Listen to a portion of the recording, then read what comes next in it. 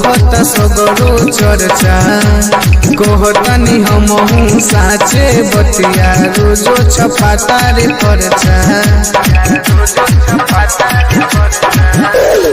एही रे गौवा के सुन रे बबुआ होखत सगरो चर्चा कहतनी हमहू साचे बतिया रोजो छपाता रे परचा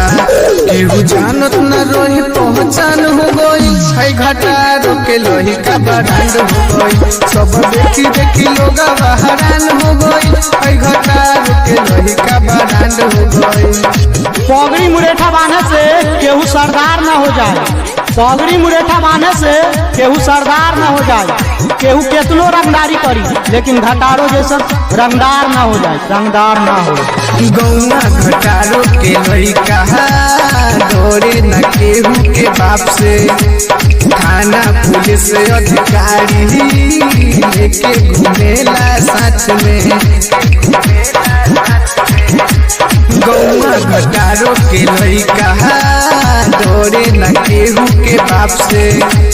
थाना पुलिस अधिकारी लेके घूमेला साथ में देखो सब कैसे अलग जुनून बाटे हो सबके देहिया में खोलत खून बाटे हो सब के दिला बाटे जान हो गइल है घटारो के लोही का बरांड हो गइल केहू जानत न रहे पहचान हो गइल है घटारो के लोही का बरांड हो गइल। अरे यहाँ के लड़का से उलझिए ना न तो फर्क बता दी जाती बेटा रंगदारिया लिखल बा हमरा घटारो के माथी। अरे कि बड़ बड़ कांड कर देवेला हंस के, अरे कि बड़ बड़ कांड कर देवेला हंस के बेटा उलझिए ना न तो पतो न चलेगी तारा लाश के। होई हम मंसूराज दोस्ती ला हाजिर बाजान सही न केहू के आन होई घटारो के सान होई भी के सभी के रान तो सही न केहू के आन